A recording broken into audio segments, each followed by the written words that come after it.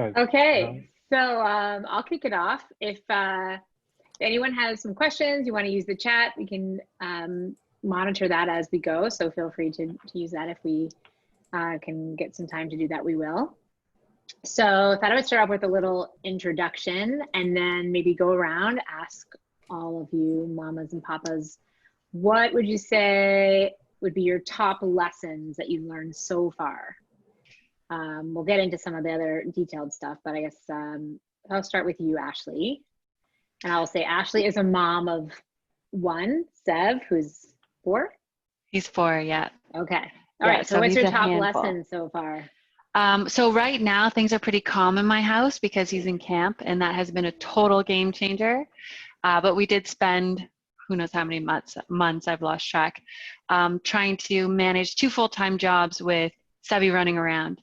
And we learned pretty quickly that we had to share our calendars and block off time. And at one point I got to my breaking point because we started like waiting too late to block off our time. And we sat down in the morning and Jared was like, well, I have 30 minutes in the middle of the day. And I was like, what am I going to do with 30 minutes? Like, how do I get anything done with that? Because if the phone rings and Sevi's anywhere in the house and like hears it, he is right by my side screaming into it. So after that moment, I kind of had a bit of a meltdown and made it very apparent that things needed to be fair, put my foot down. And then we were able to manage our calendars a little bit better. But yeah, so really taking that seriously and like making it a point to block off the time with my partner was a lesson that I learned. And also just don't answer the phone if Sevi is around, because it's just going to cause more work, because as soon as I pick it up, he's going to like start screaming or something, and then I can't hear what's going on. It's just super unprofessional. So blocking off that time to make the calls and not being so scared that I'm missing a call, because in sales, like it's my instinct to just grab it, but I have to take a minute, like make sure he's occupied and then maybe call them back. So. And I just realized that we forgot to introduce ourselves and what we do at commonsku. So to give a bit of context around that. So I'm Catherine Graham, I'm the CEO, and in terms of how it is that role has changed, during COVID, that with all of us being working remote and the transition to that obviously it dramatically changes kind of how you manage your teams. So there's that element as well. Sam, you want to introduce yourself? I'm Sam. I'm the VP of Sales here at commonsku. And was that your lessons learned? No, that was just introducing I was like, ourselves. that is not enough of a lessons learned, young lady. I thought we introduced ourselves first, then we'll go back to lessons learned. I'll pass Aaron. Introduce yourself. My name is Aaron, which I properly changed my name to on the Zoom call, so now you guys can all tell that. You can all take chances of trying to pronounce my last name, but I'm the manager of customer success over here at commonsku, which has also been a bit of a change, having everybody remotely and yeah, kind of handling all that while also balancing a 2.5-year-old daughter at home, which has been so fun. What has been your top lesson? I mean, yeah, my situation has been, I was really lucky. In the very beginning, my mother-in-law was able to kind of do a lot of the daycare. So both my wife and I work full time. Obviously, her job is a little bit less flexible than mine. So we were able to kind of like figure out a schedule where it worked for both of us, where she was maybe starting her days a bit earlier and I was working a little bit later. So just kind of communicating that, so we had some sort of coverage, and then really just trying to appreciate the time that I have with my daughter right now, because it's been happening. I mean, COVID's been around since March, which is, I don't know how long ago, 4 or 5 years ago. That's what it kind of feels like at times. But honestly, it's just been trying to enjoy the extra time that I've gotten with her.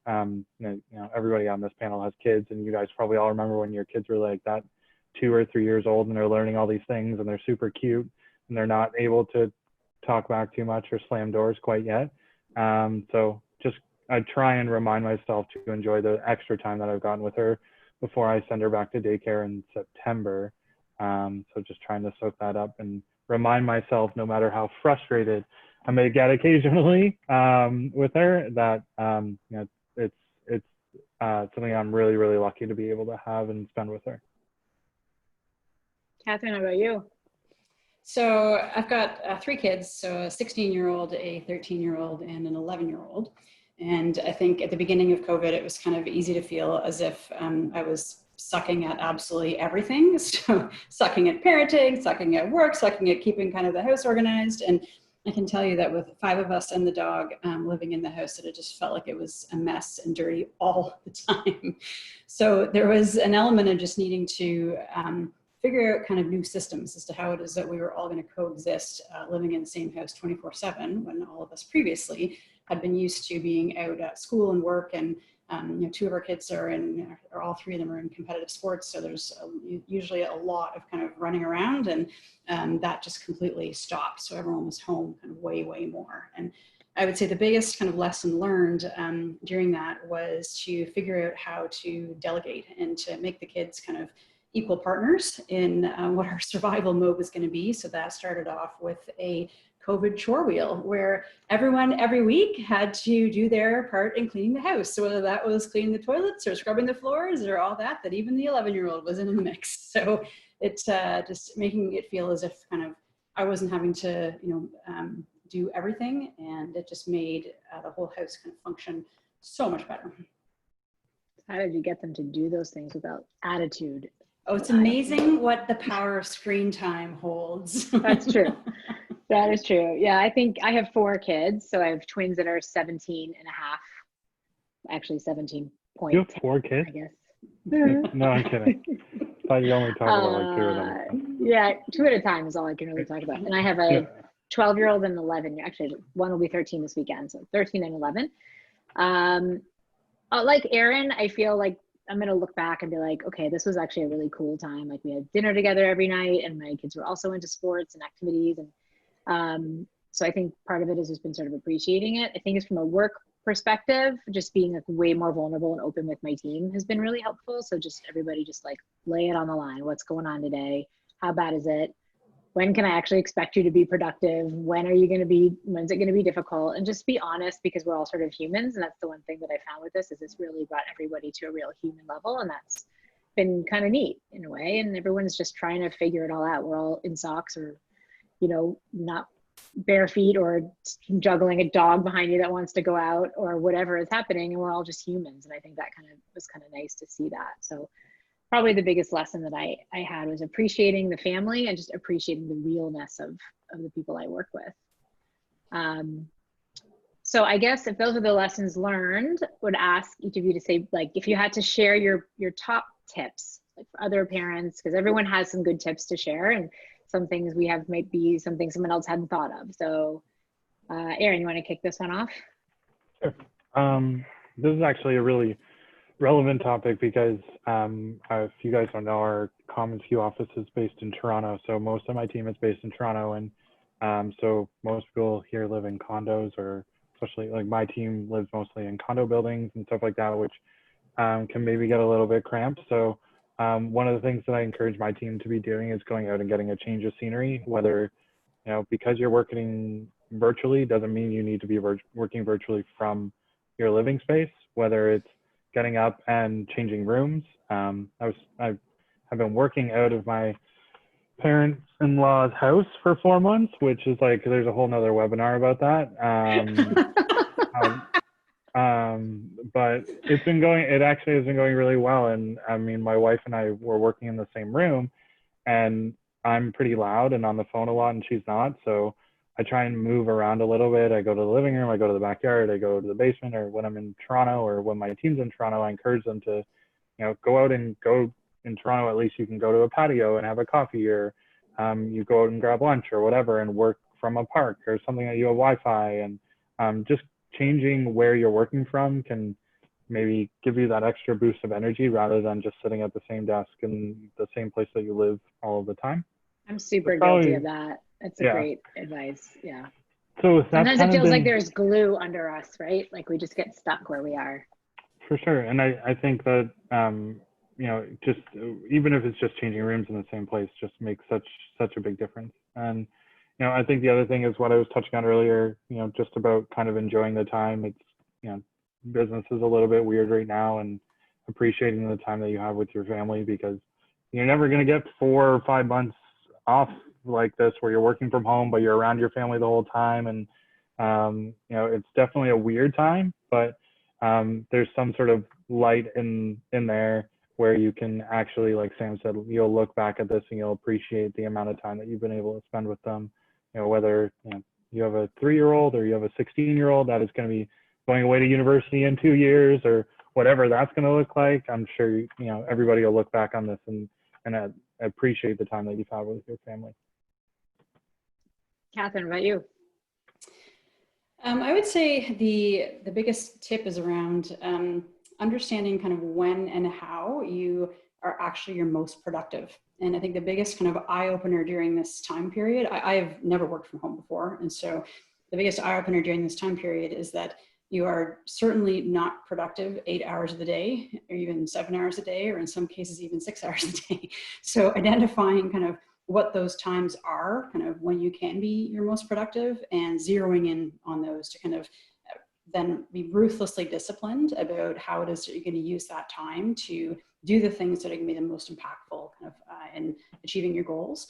And then taking the time in between kind of those pockets of time. So whether it's, you know, going out for a walk or, you know, stepping away from the computer and doing something different, that one of the things that I found to be, you know, particularly helpful during this time is to go out for a walk and listen to a podcast or something kind of that just makes your mind kind of think and feel differently. Because during this time period, we need more creativity than ever, like to figure our way out of this mess. Like we need an incredible amount of creativity. And so you just have to give yourself kind of your brain, the time and space to be able to come up with creative solutions. So getting out in the fresh air, you know, taking the dog for a walk, even just going and sitting in your backyard, something that allows your kind of brain to just flex differently and not be sitting mindlessly looking at your email is really critical.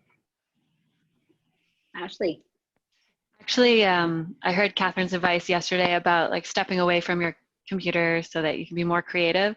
And so yesterday I just went downstairs and stared out the window. I probably looked kind of silly, but I did it for like 5 minutes and I felt so refreshed because I just That's got where away. you were. And I was like, yeah, I need to clear my head. You were gone like 2 hours. Oh, was that 2 hours? Shoot. Staring out the window. Using one thing is like using technology and having your work accessible from different places and different things is super helpful. Like if I do have to like run out and check on Sevi or like do something, I can take my phone and I feel like I'm still connected, so I'm not missing anything. If I get some kind of alert, I can like jump back up to my computer and work on it. So I've been using like the watch and the phone. So sometimes when you're chasing after a 4-year-old, you don't even have your phone, but having that has been really helpful. And again, with not to bang on about the calendar, but having a calendar that my whole team can see. So if I do have to run out, I can put in that block and I don't feel stressed or guilty that I'm not right there. So that kind of transparency has been super helpful. There's like a block in Ashley's calendar that says stare out the window. Yeah. I think I just said block because I didn't want anyone to make fun of me, and now my secret is my calendar has like, you must look at my life and be like, what? I'm super honest about everywhere that I am. My whole life is splayed out in my calendar all the time. Catherine's like that too. I can generally tell what Catherine's doing almost all the time. Sam, what's your tip? So we go, it's hot now, but we still do it as long as it's not raining. We go for a walk after dinner every night, and it's only like 2 miles, like similar loop every time.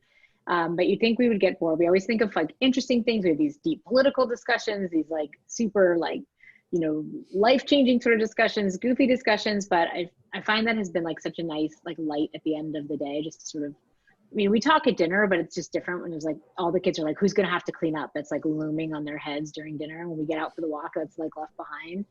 And the other thing is my kids went back to school on Monday, virtual, and one of my kids are going to be sharing my office space with me in like a little kind of cubby to my right. And so I set up their spaces, the younger boys, with like, so it looks like mine, like the little organizer and like the little mouse pad and a second monitor and things like that. Because one, I wanted them to feel like it's real. It's not like they're just taking a laptop and they can just, you know, I want them to have the right space.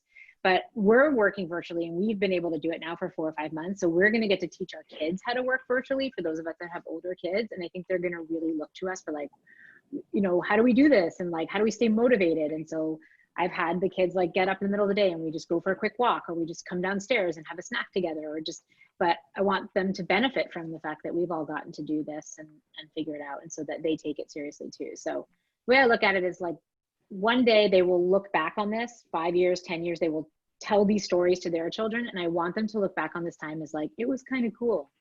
You know, I got all that time at home with my family and it was kind of cool. So whenever I get frustrated, I think one day they're going to look back and they're going to hopefully think of this as a special time. Well, now that I answered my own question, I get to keep going now. So let's like switch gears, all the family stuff aside. Let's talk about some business stuff.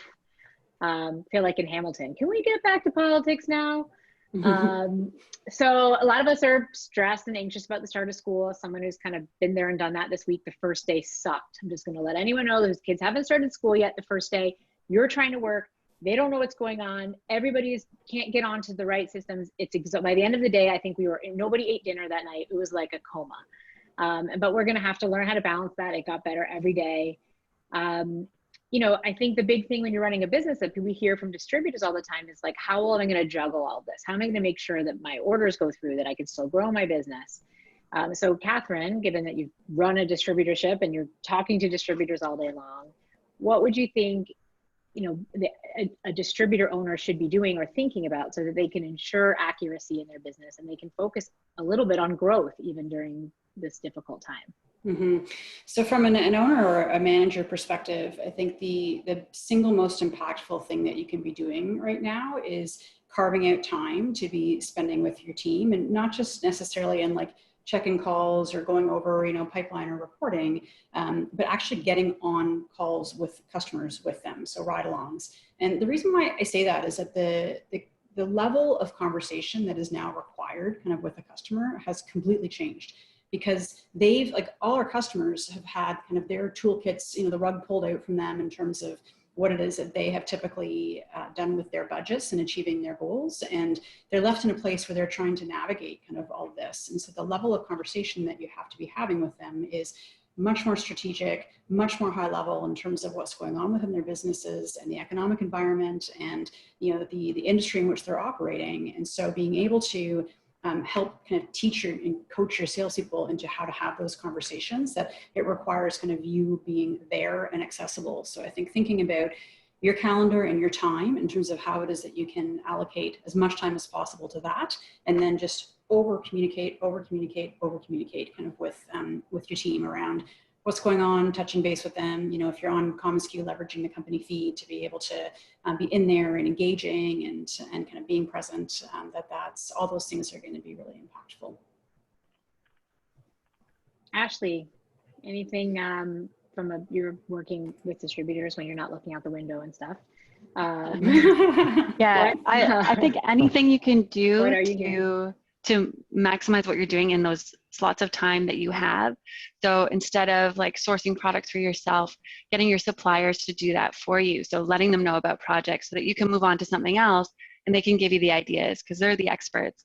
So relying on people in your network, and so that we can all work together and kind of get stuff done faster. Yeah, I find when I talk to distributors, a lot of them spend so much time looking for product, you know, sitting at their desk, looking for ideas, looking for product. That's such a good suggestion. I mean, we like doing it, it's fun, but your suppliers are eager to help you. Put that on them and let them make the suggestion so that you can actually work on the second project at the same time, right? How about you, Aaron? What are you hearing out there that can really help? Yeah, I mean, for distributors, and honestly, even just for my team, is just kind of keeping the lines of communication open. I found it really funny when I first started working from home. I probably almost started talking to my team more than I did when we were all in the office, and we were like 6 feet away from each other, or maybe less than 6 feet. I don't know. That's the number 6 in my head. But like I probably talked to them a lot more, especially in the beginning of working from home, just because I wanted to check in because they weren't used to working from home. So being able to kind of open the lines of communication with them and know that, you know, if they need to go and do something, or you know, a really good example is one of my teammates had a dog that had to go into the vet this morning. He's like, I got to work from my phone. And I'm like, that's cool. So just kind of having that line of communication open with my team, and then also with the customers that we work with. Obviously on the support side, we get emails coming in from all these different distributors and all these different situations. And it's really easy when you're in the office to be like, oh, hey, I'm responding to this person, or I'm talking to this person. You're logging notes about this meeting or that. So kind of moving that to being completely virtual, it's been important for us to have kind of like a central place where all that stuff is getting logged, so we can see each other's activity levels, and we can see like who is dealing with what, because it's all in a single space, rather than having, you know, phone calls going into one system and then having, you know, meeting notes going to another system. It's been important for us to have like a streamlined place to have all that stored. That transparency is just so critical, and the transparency, the, you know, interoperability between devices, so that you can work seamlessly, you know, on your phone if you need to be somewhere else. But just that ability for the whole team to know kind of what is going on just has such a big impact on the efficiency. And like efficiency is just so critical right now, because you've got less time, so you just can't be kind of doing double work in any area. It's definitely probably pushed us to be more efficient than we were previously, for sure. Which, those are the reasons definitely not a bad thing. Companies are coming to us, right? I mean, they're finding that they're like, all of a sudden their teams are all over the place, and they're like, well, we used to have that file at the office, and now we don't have files anymore. I can't bring it over to people's houses. Like, there's just this need, I think, to be so much more efficient. If you weren't in the cloud before, you learned very quickly that you have to be in the cloud. You know, I think. And as far as like sales strategies, if you're doing something once and it looks good, repeat that and send it to another client. So I know in commonsku, if you're making a presentation or a shop or in whatever system you're using, you know, find a way to leverage those ideas and then send them to 5 more clients. You know, change the title, change the background, spin it up. If you have an hour, you need to think about how much can I do in that hour without having to reinvent the wheel every single time. And so from a sales growth standpoint, those are the things that are going to set companies apart. They're going to come out of this better and stronger. They're going to have evaluated their systems. They're going to have kept in touch with their customers. They're going to have kept in touch with their people in such a way that they'll be ready for what we hope is the biggest economic rebound of all time. And I think, I mean, there's also just the piece that with having kind of things in one place, like this is a time when you're just like going to be constantly interrupted over the next bit, especially as kids kind of get into a new routine and, you know, figuring out new systems and figuring out how to be, you know, showing up for their classes at the right time, or, you know, any of those different adjustments they're going to have over the next bit. Like there is going to be a lot of interruption. And so being able to, you know, set your systems up in such a way kind of to try and minimize that. And also to set your expectations of your kids to try and minimize that, so that you are teaching them to be as independent as possible, so that you don't become, you know, tech support, lunch maker, you know, kitchen cleaner upper. I was telling Catherine this the other day, I'm on this mom chat, and one of the moms was talking about how the first day of school, she showed us the text messages from her kids. It was like 9:12, I can't get on. 9:17, I'm hungry. 9:45, I want a snack. You know, 10 a.m., I'm hungry. And it was, and she's like, I spent all day going in and out of there with snacks. And I was like, take their phone away from them. Like you're teaching them that you're going to be the server to them. Your kids are going to, you know, make a little basket of some fruit or granola bars or whatever, give them a bottle of water, and that's it, you know. And like one of the people on the call, Mandy, just said a really good suggestion too, is that if you're used to commuting to an office, you had to start, you had to stop. I've always worked from home, so I'm really used to this. But for those of you that are new, make an ending and a start to your day, and it will give you a lot of sanity. I'm guilty of not always doing that, but I recently moved to a new house. My office is upstairs. So I do find that when I leave here at like 6, I don't really want to come back upstairs that much. So I've been better at leaving it. And for those of you that are new, and for your kids too, close up the laptops, you know, make an end of the day, even if you change your clothes or do something like that, I think is another really, really good suggestion. I just wanted to have, oh, go ahead, Catherine. I was going to say, it's far too easy to let things kind of bleed into the evening because of the fact that, you know, you feel you've had less time in the day, so you're kind of catching up on things. But, you know, sitting there trying to deal with emails while your kids are talking to you at, you know, 6 o'clock at night, just because you feel you haven't kind of responded to those emails during the day. In a lot of cases, those emails can wait until either later when the kids are in bed or the next morning. And I think just knowing kind of that whole, You like, mean the world won't explode? Yes, the world will not end. And but you know, if your kids do notice that, like when you are not present and you are half listening and you're half on your phone, and our kids accuse us all the time, like, you're type. So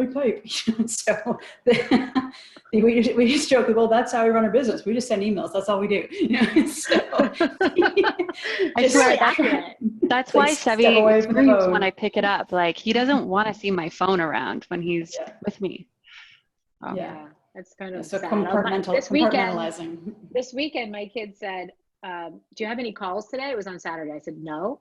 I said, why not? I said, well, it's Saturday. I said, you don't work on Saturdays? I go, no. And they go, you don't? I go, did you just figure this out now?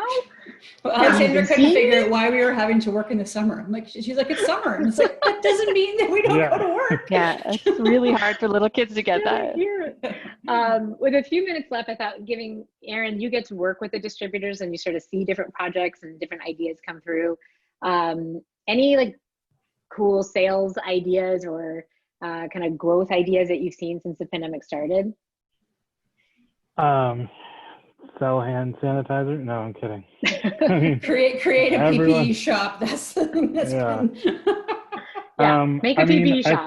I think by now everyone is pretty much tired of selling PPE because you can buy it at literally. I'm pretty sure the guy who sells hot dogs around the corner also sells hand sanitizer and masks right now. But he has to buy it from someone, Erin. Why not? Right. Yeah, I guess.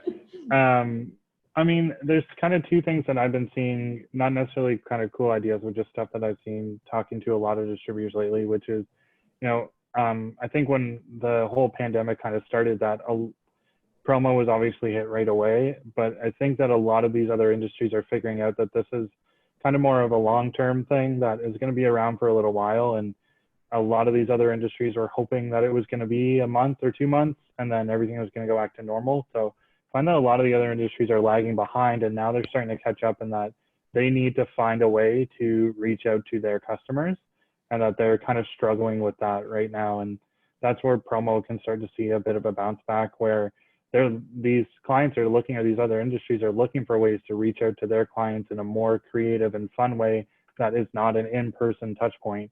And so I'm starting to see a lot of requests come through for things like shops and online stores, and obviously a lot of work from home kits or welcome back to work kits, stuff like that. But, you know, I remember back to when Dave Schultz, who's our head of supplier relations over here, was talking about when all these restaurants started being able to sell alcohol and include that in delivery, that they were just giving it in like these styrofoam, like unbranded cups with like lids that don't really fit.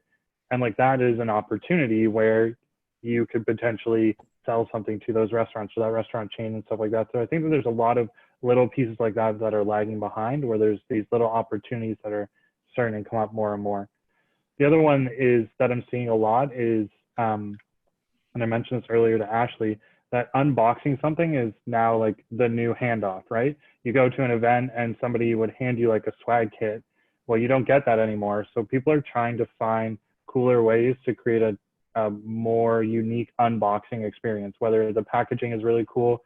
You know, our SKU at home stuff, I've got hundreds of times where the boxes were from, because they were like a really cool design, like well-made box. And I think a lot of people enjoyed that.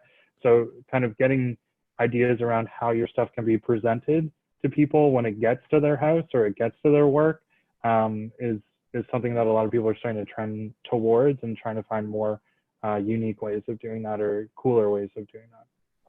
You just send water bottles and snack kits to every single person, working parent from home. The snack kit. I saw a few. Maybe like a little mini fridge for our kids' desks would be really cool. You know what? I think was one of the biggest kind of learnings I had as far as stages that our kids went through is that I think Mark would make the boys' lunches for every day until, like, I don't even know what grade they were in when he was still making their lunches. And Alexandra, who's our youngest, when she was in kindergarten, she saw that all of a sudden the boys, got to make their own lunches, and she wanted to make her own lunch. And I was like, what? kids could have been making their own lunches since kindergarten, and you like freeloading boys have been having your lunch made for you for how many years? And so just empowering your kids, like they're capable of so much more than you think they are. And in order to be able to make sure that you can carve out, you know, your own time and have uninterrupted times, that you just got to get your kids to be as independent as possible while they are home with you. And Catherine's going to share her chore chart with everybody on the call. And please send the kids along with it. Yeah, exactly. So Catherine, any sort of final thoughts you want to share with all of the experiences that you've had as a mom and a business owner? I just think we're in a time kind of that can seem pretty daunting to parents that are working from home, where you're juggling just so many different things. But I think if you can view this as being an amazing opportunity, to kind of rethink how you work in a way that's much more flexible and far more disciplined about what it is that is truly kind of moving the needle, then you can get a lot more done in much less time than you probably could before. And that gives you more time than be able to spend kind of quality time with your kids, where you're present and, you know, not kind of trying to multitask and do a million different things. So I think just trying to compartmentalize, kind of be there. And as Erin said, kind of this too shall pass, and we'll look back on this time and think, wow, what a gift that was. But it's hard to appreciate it when you're in the middle of it. So try and kind of reframe it with that lens and power through, and make sure that you are reaching out to your network and your peers to help support you during this time. We're going to be hosting our community hour to be able to kind of carry on that conversation. Sam, what are the details on that? I will put that in the, actually everybody should have an email from it, but I'll make sure that everyone gets that information if you haven't already signed up. But we are doing it at 4:30 today. It's a chance for all of you to actually talk to us, give us some of your best tips, because we all need them, and kind of open the discussion a little bit. So I will make sure everyone gets that email as a follow-up to this too. Thank you. Thank you to Thanks for taking your precious time. Parents. Thank Thanks you. for Now joining us. go be present in your business or your families or whatever you're going to do the rest of the day. And hopefully we'll see you at 4:30. I'm gonna go tell Bye, you that she everyone. has to make dinner. Enjoy that. Perfect. Bye. Bye.